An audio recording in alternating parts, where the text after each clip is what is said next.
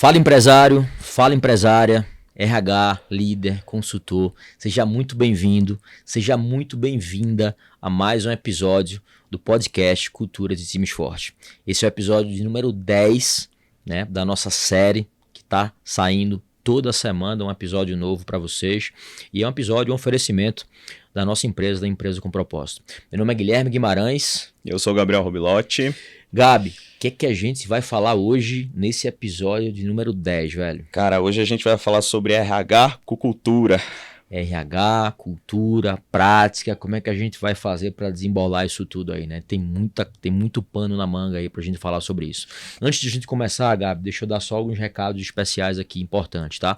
Se você é nosso seguidor, se você acompanha a gente já há algum tempo, né, seja através do YouTube, seja através das nossas redes sociais, seja através do podcast, né, do Spotify, do podcast, e ainda não segue a gente, queria que você pegasse esses 10 segundinhos agora, antes da gente começar esse nosso tema de hoje, e seguisse a gente, se inscrevesse no nosso canal, compartilhasse com algumas pessoas, alguns empresários que estão em rápido crescimento, RH, líderes, que vocês veem que fazem sentido esse conteúdo e esse episódio para eles, tá? Vou também deixar um presente para você que está em rápido crescimento, que é empresário, que é RH, que é líder, que quer se aprofundar nesse tema, quer crescer seu negócio, sustentando esse rápido crescimento, criando culturas e times fortes. Se você está no YouTube, tem um QR Code que eu vou deixar aqui embaixo, você pode apontar a tua câmera do celular para ele, você vai ter acesso a um presente, a uma análise gratuita, um diagnóstico gratuito do que falta para a tua empresa. Ter culturas e times mais fortes ao vivo com o nosso time, com direito a um plano de ação no final customizado para você, para a tua empresa, para o teu negócio. Você está no Spotify ou está no podcast, os nossos canais de distribuição de podcast. Na descrição, né, Gabi, desse episódio também vai ter o link para você se inscrever, tá bom? Então já garante esse acesso aí, tá, para que você consiga sustentar o rápido crescimento do teu negócio com menos dor, né, Gabi? A gente fala que crescer é bom, mas não é gostosinho não. Então, vamos para o episódio? Vamos nessa. Episódio número 10, vamos lá. Gabi, o que a gente tem aí para hoje, falando sobre RH, cultura na prática, como é que a gente vai... Então vamos lá, Gui. Hoje a gente vê no mercado que a gente está ali separando o RH em dois grupos, né? De uma galera que veio talvez de uma escola mais antiga, né, de RH, fazer as coisas mais comuns ali, para uma galera de RH que está se destacando um pouco mais, né? Tá sendo ponta firme do lado do dono, enfim. Hoje a gente vai então separar esses dois grupos, explicar ali, e eu queria que você começasse explicando na sua visão qual que é aquele RH comum, o RH que já está ali sendo substituído pelo RH com cultura. Legal. Cara, tem muita coisa bacana pra gente falar hoje, eu acho, mas assim, eu vejo que o mercado mudou, o mundo mudou, as empresas mudaram, a pandemia trouxe várias mudanças, a gente está passando por várias gerações diferentes dentro do mercado de trabalho. A gente só tem uma certeza na nossa vida, Gabi, que as coisas vão mudar. Né? E o RH mudou muito, gente mudou muito. Né? Olha a geração milênio aí, a geração Z, a revolução que elas estão fazendo e falando no mercado. Olha a quantidade de movimentos que a gente vê aí no mundo, né? Como o quiet quitting, né? A demissão silenciosa, a grande resignação do mercado. Né? Então, assim, tem muitos movimentos de que hoje, quando a gente para analisar, as empresas estão infelizes, cara, insatisfeitas. As pessoas estão infelizes com os seus trabalhos, insatisfeitas, improdutivas. E olha a importância que o RH tem, né, como uma pessoa que é a mais especialista em gente e em comportamento humano possível. Sendo que o que eu vejo hoje é que a gente como empresário, né, não estou dizendo eu, mas assim, eu vejo que a maioria dos empresários subestima muito essa profissão, essa carreira, essa cadeira dentro das empresas, tá? E é uma cadeira muito operacional, muito pouco valorizada, mas também quando a gente para analisar, né, existe uma grande parcela fazendo as mesmas coisas que faziam na época que meus pais faziam negócio. Né? É como se eu tivesse, vamos imaginar um outro cenário, a gente como empresário, é como se a gente estivesse fazendo negócio esperando o cliente chegar e a gente tá ali atrás do balcão, da forma como meu pai fazia negócio, talvez, da forma como meu avô fazia negócio, esperando o cliente vir e eu tô lá atrás do balcão. Cara, hoje, se eu não for buscar ele nas redes sociais, dentro do telefone dele, se eu não for buscar ele onde quer que esteja, eu não vou conseguir. Quando a gente olha pro RH, a gente às vezes está fazendo as mesmas coisas, né? E a gente não sabe por que a gente talvez tenha resultados diferentes. Né? Que é acaba que o empresário, ele, por não conhecer muito bem cultura, por estar muito focado só em crescimento de negócio, em gestão, ele dá muito mais valor para vendas, para marketing, né? Que é onde o cliente vê, é onde ele foca no telhado, que é onde o cliente vê do outro lado, mas ele esquece da base ou da porta para dentro da casa, que são as pessoas, que é onde as coisas, que é onde fazem as coisas acontecerem, tá? Então eu vejo que hoje no Brasil é como se o RH tivesse parado, cara. A gente vê o RH extremamente desvalorizado, não reconhecido, uma profissão talvez não desejada e que é uma profissão muito operacional. As pessoas que são RHs dentro de pequenas e médias empresas, na maioria das vezes estão só fazendo o papel de DP, não é DP, né? Então, são coisas diferentes, né? RH não é só DP, é uma pequena parcela disso, tá? Então, eu vejo que tem esse lado, né? Onde a gente focou muito em coisas mais operacionais, em coisas que têm pouco valor, né? Quando se tem a evolução do RH, que hoje chama-se Gente Cultura e Gestão, Gente Gestão, uma área de People, né? RH estratégico, muitas nomenclaturas novas, Business Partner, né? Que, ou seja, um parceiro de negócios. Então a gente vê que tem uma nova evolução e tem uma onda vindo aí no mercado e que alguns profissionais ainda não entenderam, né? Então não é só eu fazer as funções como eu faço sempre, né? Um RH do passado é um cara que está contratando baseado em currículo. Isso é o RH do passado, contratando baseado em currículo. Como assim, cara? Não existe isso mais. Isso é coisa da época que meus pais faziam negócio, meus avós faziam negócio, né? Um RH que só foca em DP, sabe? Mas eu acho que é muito do que a gente vai conversar aí no tema de hoje. Dando uma palhinha aqui, essa versão inicial. Boa, perfeito.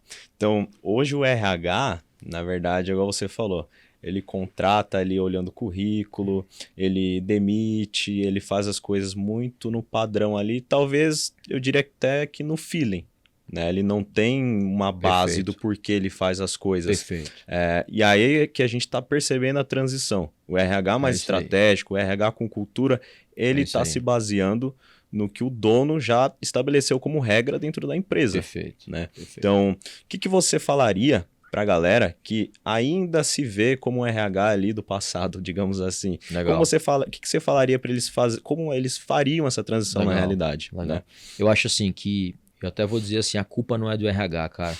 Às vezes eu vejo líderes, empresários reclamando que estão com as pessoas erradas, que estão com dificuldade de encontrar gente, né? Que não tem as pessoas certas, que o time não é engajado e fica culpando o RH.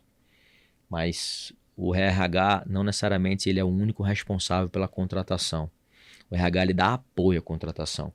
Sendo que não tem como o RH, ainda que ele saiba minimamente sobre cultura, nem todo RH sabe sobre cultura como deveria saber, isso é um disclaimer importante, mas o dono também não sabe sobre cultura. O dono às vezes terceiriza a criação, a disseminação para o RH.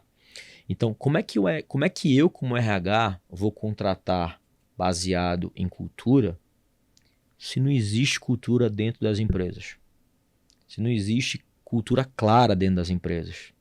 Se missão, visão e valores é só uma plaquinha bonita impressa na parede para ninguém ver, como é que o RH vai encontrar as pessoas certas? É impossível, né? O RH ele tende a contratar pelo currículo porque ele não sabe qual é a cultura e quais são os comportamentos necessários. Mas a culpa é dele? Não. A culpa não é dele. Mas ele também acaba levando a culpa por conta disso, né? Então acho que tem uma meia-culpa aqui, né? Que o RH precisa saber disseminar isso ou provocar isso, né, com o dono, né? Precisa alertar muitos aos donos a isso. E quando você olha os RHs que são mais valorizados, mais reconhecidos, mais desejados no mercado, as empresas mais sexy do mundo, mais atraentes do mundo, é porque a boa parte dessas empresas, os líderes estão olhando cultura, né? E, consequentemente, a empresa é reflexo do dono, a equipe é reflexo do líder, e o RH também sabe muito claro qual é a cultura. Aí é como se eu tivesse os insumos e as ferramentas certas para a gente, como RH, fazer o nosso trabalho. Como é que eu vou contratar baseado em cultura se a cultura da empresa não tem? Se não está clara, se não tem um código de cultura? É impossível, Gabi. E aí, cara, a culpa não é do RH, né? Mas ele acaba levando essa responsabilidade por ele ser o responsável por essa área. E aí, como ele também não tem esse papel muito estratégico, ele acaba ficando muito preso no operacional. Sim. Né? Assim como o dono, talvez, muito preso no operacional, porque se eu não tenho as pessoas certas, o que, é que vai acontecer? Né? Eu vou estar o tempo todo gastando energia tendo que descer para corrigir o comportamento das pessoas. Então, poucos empresários ainda se atentaram para isso. Né? Por isso que essas startups vêm disruptando tudo, porque são empresas mais jovens, mais disruptivas, que já vêm com essa cabeça e essa mentalidade de cultura, de gente, de tecnologia muito enraizada e está atropelando as empresas da economia real. Uhum. As empresas da nova economia, né, eu diria que é quase essa geração milênio aí que está vindo com a cabeça muito mais olhando para a cultura, para a visão, para propósito, para a direção, que é essa geração que está atraindo 50% da força de trabalho até 2025 vai ser ocupado pela geração milênio em diante, né? E essa geração é fortemente movida por propósito. Então, se ela entra dentro de uma empresa, vê que é uma empresa qualquer, que não tem muito significado, que missão, visão, valores, é uma plaquinha bonita impressa na parede para inglês ver, porque R$100 a mais ela sai, 200 a mais ela sai, R$1.000 a mais ela sai, às vezes para ganhar menos, às vezes para não ter trabalho nenhum, Gabi. Verdade. Então, a gente vê que hoje, cara, por culpa do RH, né, de não estar provocando isso também, mas tem uma meia-culpa do dono, do empresário, de não valorizar isso, valoriza muito olhar para o crescimento do negócio, esquece que não tem como escalar negócio sem gente, né? E acha que problema comportamental se corrige, quando na verdade não se corrige, por isso que eu tenho que trazer as pessoas certas. Eu vejo hoje que 99% das empresas no mundo estão contratando errado. 99% das empresas no mundo, 99% dos RHs do mundo, Gabi, eles têm duas etapas só do processo seletivo. Sabe quais são? Quais? Análise de currículo e entrevista. Análise de currículo e entrevista. Como é que eu quero identificar em 40 minutos, que é uma entrevista, 30 minutos, identificar a técnica, comportamento, os valores, como é que eu consigo identificar isso tudo? É impossível. Então, tá tendo erro também do RH? Tá. A gente está sendo complacente, porque a gente está vendo os problemas, está vendo que não tem cultura, está vendo a importância da cultura, mas também não está conseguindo ter voz dentro das empresas, ser reconhecido, valorizado, né, para trazer esse tema para o negócio. E eu vejo muitos empresários delargando esse tema de cultura organizacional para os RHs, quando na verdade cultura é indelegável para os donos da empresa. Toca aí. Não, perfeito, né? Então, a gente já identificou um furo, né? Porque as empresas contratam e aí o RH analisa currículo, quando vai ver a técnica é boa, o comportamento é ruim, daí a rotatividade é alta, enfim. Aí ele já tem um furo. Mas agora a gente identificou um belo de um problema ali do RH comum, mas vamos falar então de forma prática assim, de bate-pronto. Alguns temas para ajudar essa galera. Se o RH comum quer se transformar num RH mais estratégico, um RH com cultura, como você acha que ele deveria fazer o processo de contratação e demissão, de forma prática? Perfeito. Cara, a gente fala assim, dentro da nossa empresa, dentro do nosso código, do que a gente ensina para outros empresários, né, da criação de culturas e times fortes que a gente está criando, esse movimento de empresas com propósito no mundo. A gente está criando a mais grandiosa comunidade de empresas com propósito do mundo, né? Empresas melhores geram um país melhor, geram um mundo melhor. A gente fala que a gente não toma decisão, a gente honra o código. Boa. Então, quem eu devo contratar? Quem eu devo não contratar? Quem eu não devo contratar? Quem eu devo demitir ou desligar? Quem eu não devo desligar? Tem que estar tudo dentro do código. Então, um RH que se preze, um líder que se preze, um RH estratégico, né, que vai tomar as decisões certas, um empresário estratégico que vai tomar as decisões certas, ele precisa ter isso muito claro dentro do código de cultura. Quais são os comportamentos que são intoleráveis dentro do meu negócio? E quais são os comportamentos e atitudes pelos quais eu vou valorizar, eu vou contratar, eu vou promover? Aí tem um monte de gente querendo criar um monte de coisa, um monte de regras, um monte de diretrizes corporativas, diretrizes operacionais, códigos de conduta. Cara, olha para os teus valores. Né? Às vezes são 5 valores que deveriam ser inegociáveis ali dentro. Com esses 5 valores, se as pessoas só tivessem esses valores, vivessem esses comportamentos, tivessem atitudes que vão de encontro àqueles valores, eu arrisco dizer, Gabi, que 80% dos problemas comportamentais dentro das empresas estariam resolvidos. Você quer resolver 80% dos teus problemas comportamentais, que eu imagino que seja o maior problema hoje que impede o teu negócio de crescer e você de prosperar, olha para valores. Então, como é que um RH estratégico deveria estar vendo gente? O RH é o cara que é especialista em gente. O RH é a pessoa que é especialista em comportamento humano. Não é o RH que contrata. Não é a responsabilidade do RH de contratar. A responsabilidade da contratação é do líder. Né? Não é o RH que cria cultura. A responsabilidade da criação da cultura é do empresário, do dono. Isso é indelegável para o dono. O RH ele dá apoio à cultura. Ele dá apoio à contratação. Ele é um especialista em comportamento humano, em gente. Então esse cara, ele deveria, se for estrategicamente falando, estar olhando isso, cultura, alinhamento com cultura ou não. Ser a pessoa que vai fazer uma triagem, não de currículo, mas uma triagem de comportamento, uma triagem de fit cultural. Cara, um RH não conhece de finanças, um RH não conhece de marketing, um RH não conhece de contabilidade.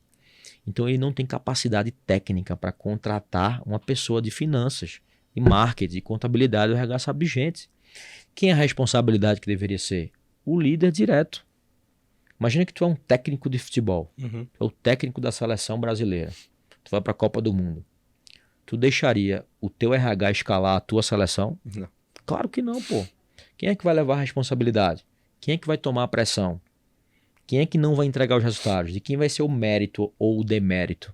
É do técnico. Então, dentro da minha empresa, eu não abro mão de escalar o meu time direto. E às vezes a gente acha que a gente tem que escalar todo mundo. Não, cara. Existe uma coisa chamada organograma. Você vai escalar tuas 3, 4, 5, 6, 7 pessoas, só que tu precisa que estão diretamente embaixo de você. Então esse deveria ser o jogo, sabe, Gabi? O RH ele tem que ser um guardião e um embaixador da cultura, tá? E saber claramente quem eu vou contratar, quem está alinhado, quem não está, e conseguir identificar isso antes da contratação. O que acontece hoje na prática?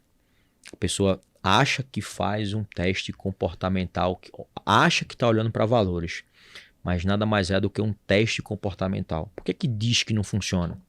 Por que esses testes comportamentais não funcionam? Porque eles não olham valores. Eles olham apenas comportamento das pessoas. Eles não olham os valores das pessoas. Então imagina que eu quero trazer uma pessoa analítica, ou financeira. Tem que ser mais analítica e mais discreta. Talvez o DISC consiga pegar isso. Mas será que ele valoriza o resultado? Será que ele é colaborativo?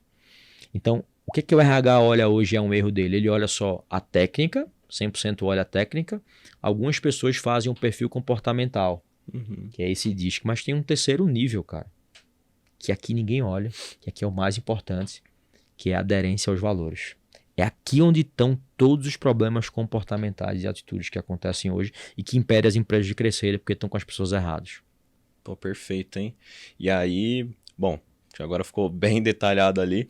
Agora, outra coisa que eu vejo, né, o RH, e até através de pesquisas, o RH, quando o time está desengajando, o RH geralmente faz o quê? Faz uma call de alinhamento, compra alguma coisa, dá uma camiseta, uma caneca.